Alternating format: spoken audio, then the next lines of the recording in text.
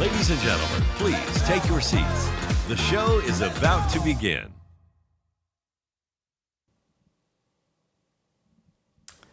Sawubona, and welcome to Photo Chats with Nats, a new live show in which I share my thoughts and ideas about photography in short episodes, and you are welcome to join me on this journey.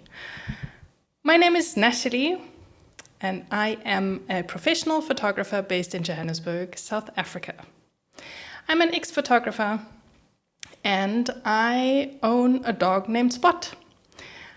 I got my first camera from my dad when I was about 8 years old. Let's jump into today's show. It's episode 3. It's crazy how time goes and you plan away, and then here you are sitting talking about your third episode. Thank you so much for joining me and for, plotting along while I'm experimenting with this. This is a new show in which I produce everything myself, one-man band. And today we're going to have a look at a couple of things. My top 3 recommendations about when you get your first camera or you have a new camera, what I think you should be doing.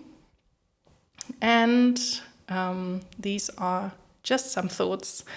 And yesterday I, just me, talked about thoughts and feelings and what it is like from an emotional side to get a new camera. But today we're going to get a little bit more into the nitty-gritty bits and a bit more, hands-on and what I recommend you should do.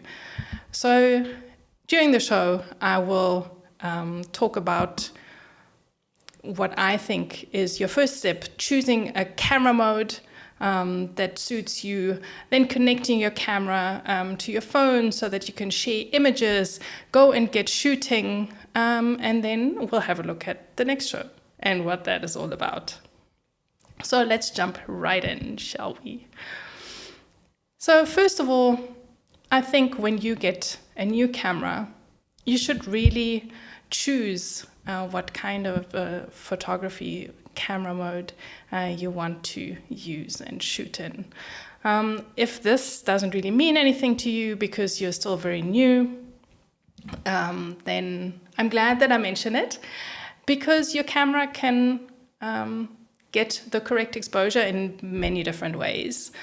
And if you are already a pro, then this is all old news.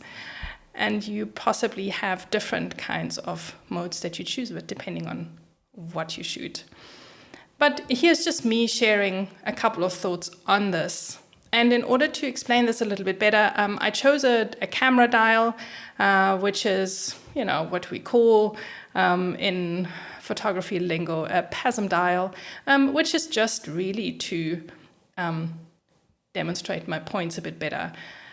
Different camera brands have different ways of doing this. Myself, I shoot on a Fujifilm camera, and that is completely different. Apart from the new models that now also have a PASM dial, most Fujifilm cameras don't do that. But like I said, I simply chose this because it's, a good way for me to explain and distinguish between the different modes in a very simple way. Firstly, I think if you are a beginner, it is a pretty good idea just to, take the angst out of it and go easy and go in auto. New cameras these days are, pretty good at doing a heck of a lot for us already. So an auto mode may by some photographers be a little bit, frowned upon, but I think it is a great way to start and get you shooting and get you good exposed photographs and, warmed up with your new toy. There are different ways and different camera models and different camera makes have different options with these. Auto is usually, a good way to look at it or to look for in your camera. You may have a camera that offers you different scenes, as they're called, anything from a sports mode, for example, or landscapes, portraits, all sorts of pre-configured settings in your camera that you may want to play around with without actually needing to really know what happens in the camera. And then you may also have a P mode, which is a bit of an advanced version of auto, where you can, choose a few things here or there, which, still gives you well-exposed photographs and just gets you in the swing of things. If you think you want a little bit more of control, because maybe you've had your camera for a while, or maybe you are a professional and you're like, I know all this stuff, I want to tell my camera what to do, you could possibly go into aperture mode or shutter speed priority mode. These, again, in different camera makes are called different things, but basically they give you creative control either over the aperture or the shutter speed. If that doesn't mean anything to you, just stick with auto. That's cool. And if you think that, no, this is really not what you want, and you're all hooked up, and you have maybe a new camera, but you upgraded from the same brand, and you know already exactly what your camera does and how it works, then maybe you say, I want full control. I'm going all out in manual, which is fine and, to everyone's taste. This is just my recommendation. And for the pros out there, or for people who've been shooting for a long time and know their camera, I challenge you, why don't you go and explore auto or program modes in your camera? If you have a new camera like me, as you might know from yesterday, I'm very excited about my new X-T5, and it's, developed more and more, and there's more AI in there that really the camera already produces a lot of good results straight without you having to get involved at all. So see what it is like if you shoot with a new camera that has all sorts of modes that maybe you haven't explored yet, to see what it is like. So just to recap on this, you could either go in auto if you're not quite sure about anything, just so that you could focus on, shooting without needing to think about too much, but still getting good results. If you think you want some creative control and you already have a little bit of a feel of what it is like to shoot, then maybe explore aperture priority or shutter speed priority. And if you want, full control, then set it in manual. But I think this is like setting the tone to get you shooting first time around. So that is a very good place to start, and my step number 1. Step number 2, I think, is also really important, and I was debating whether I should make that number 1 or number 2. Because at the end of the day, we want to take photographs to share with others. I'm not talking about professional photographers, although, you may also be wanting to share photographs maybe with a client or something. So in general, it is a really good idea to get connected and to get your camera set up so that you can share your images when you get them. We all know that time is of the essence, and these days, if you share a photograph, a week later, it's already old news. So we want to get you to get your photographs out of your camera as quickly as possible, and there are different ways of doing that. But the easiest way, I think, is still to get a camera-specific app, install that on your phone, and sync it and get it all set up before you go out shooting. The app has come a long way. Even with Fujifilm, different camera manufacturers offer different apps, or maybe there are third-party apps that you prefer because, some of the apps are maybe not the greatest. And if I'm talking to Fujifilm users, we all know that sometimes they have been a bit of, buggy or a little bit complicated, moody, if I want to use a different way.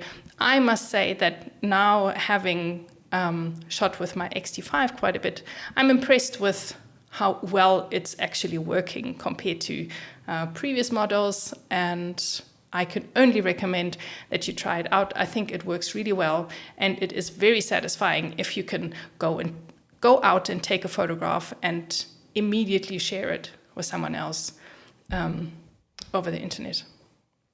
So I definitely recommend you try that out.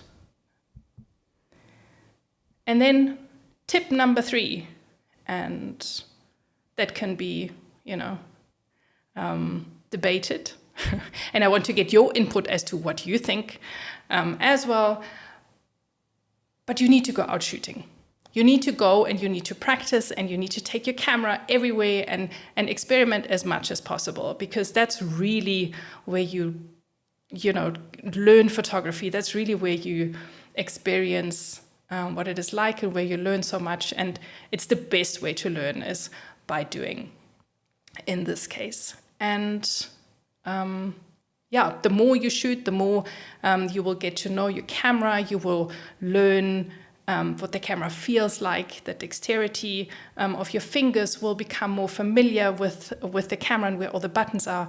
And you will, come across certain settings. And everything after that will fall into place, because the moment you go out and shoot, you think, you will need to put a strap on the camera so that you have it more securely, and you will use an SD card, and you will come across that, you need to format that SD card, etc., etc. So there is a lot of stuff that comes then with that action. But I think for me, if I need to, put it down to 3 points, then I would say just go out and shoot is my tip number 3. And that can, be in all sorts of different places. And maybe you got your camera for a specific reason, so you know already what you want to go and shoot. But maybe you're just interested in photography and you're not quite sure where to start. I recommend just, go outdoors. It's absolutely wonderful. I love just going around and shooting what comes in front of my lens, be that in street or, in beautiful coastal areas, which maybe not all of us are always lucky to be able to photograph. But, go out there and experience what it is like to explore the outdoors, your neighborhood, and, see if you, meet other people, etc. So, go out there, hit the streets, and take lots of pictures.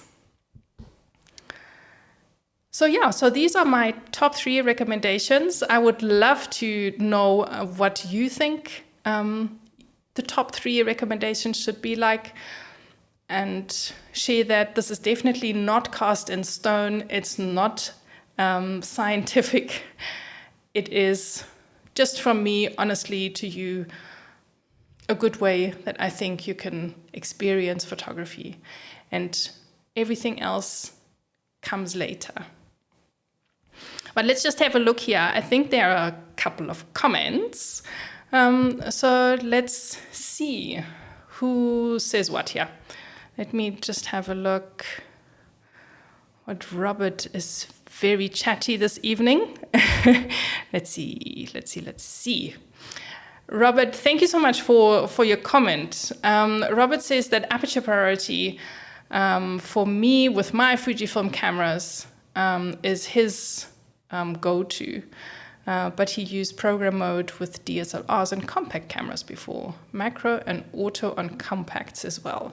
There you go. See, absolutely fantastic. So you depending on your brand, you experiment differently. And I assume that, Robert's come. I know Robert from another show, so he's been shooting for a while, and when he used to shoot on other, especially like compact cameras before, then you experiment with macro, which is fantastic because it just gives you a different experience of what you can shoot. So thank you for this input. So let's see. What else have we got? Someone likes this photograph. Thank you. Thank you so much for taking it, I must say. And who else have we got? Thank you, Robert. Yes, you agree with me. That's cool. Thank you. I know that Robert also goes out and shoots lots of landscapes and explores the area where he lives. So it's, absolutely satisfying.